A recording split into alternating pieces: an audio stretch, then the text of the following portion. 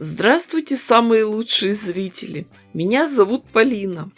Вы замечали, что когда на улице пасмурно, хочется чего-то яркого и красивого, крепкого чая и вкусной шоколадки.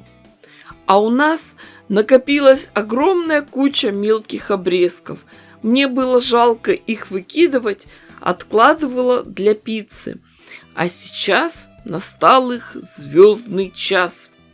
Гладильную поверхность застелим листами бумаги. Зачем? Будем работать с паром, и надо, чтобы пар не уходил в основу. Мне дали совет, можно еще использовать алюминиевую фольгу, но я уже привыкла к бумаге.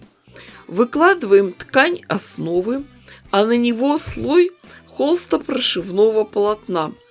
И еще уложим кусок клеевого флизелина, клеящей стороной наверх. А сейчас равномерно раскидаем наши обрезки. На моем канале есть несколько вариантов изготовления работ в технике пицца. Все они собраны в один плейлист. Чего там только нет. И декоративные подушки, и сумки, и картины, и ланчматы, и чехлы для телефонов, и даже тапочки. Смотрите, вдохновляйтесь. Не ждите, когда наступит счастье. Наступите в него сами. В сегодняшнем варианте я не старалась как-то красиво разложить обрезки.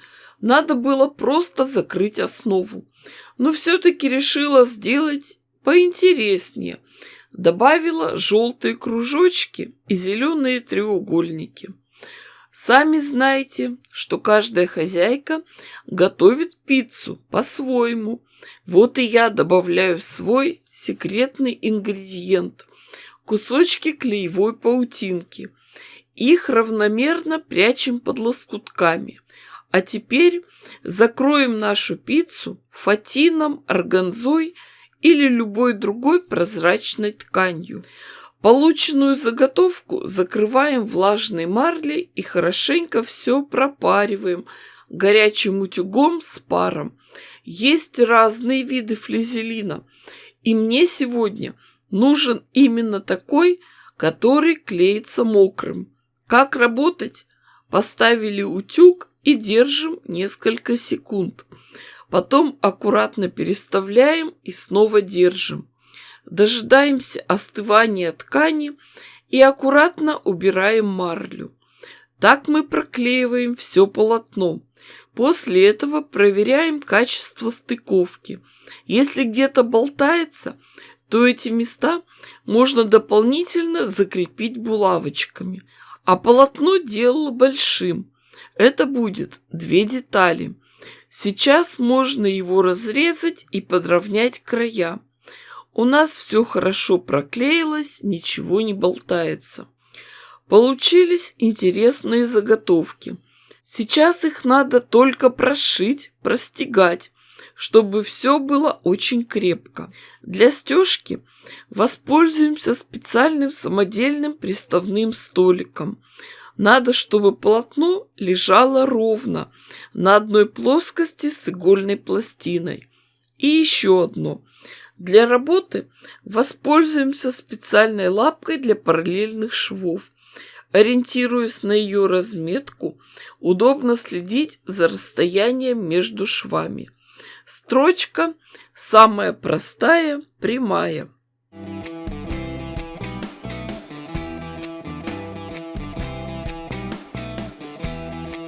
По моему замыслу, желтые кружочки – это лимоны. Простой прямой строчкой нарисуем дольки, а контур обошьем зигзагом. Вы понимаете, что я дала вам идею, а что вы напридумываете, уже зависит от вашей фантазии.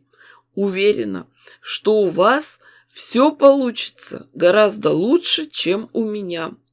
Кстати, фотографии своих работ вы можете выложить в моих группах в гостях у Полины, ВКонтакте и Одноклассниках. Ссылки вы найдете в описании под видео. Мне захотелось в ланчматы добавить еще декора.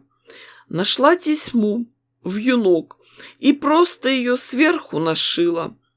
Раз пошла такая пьянка, режь последний огурец. Был еще вариант пришить кружево или другую декоративную тесьму, но как-то с этой тесьмой показалось более интересно. И завершающий штрих – обшить ланчматы бейкой. Углы решила сделать прямыми, поэтому для бейки выкроила просто прямую полоску ткани шириной 3 сантиметра. Кант будет совсем узкий. Как обрабатывать углы, я уже не раз показывала и рассказывала. Ничего сложного в этом нет.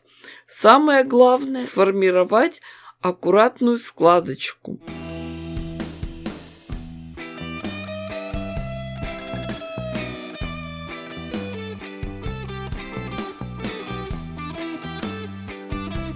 Потом бейку отгибаем на изнаночную сторону изделия, дважды подгибаем и прошиваем на швейной машинке. Получается очень красивый, аккуратный край. С лицевой стороны строчку не видно, мы ее делали в шов, и она скрыта наплывающей тканью.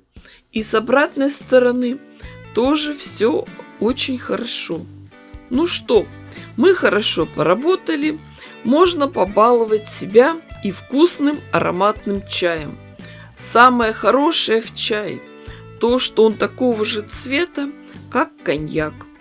Думаю, что если утро будет начинаться с такого яркого чаепития, то и день пройдет радостно и счастливо.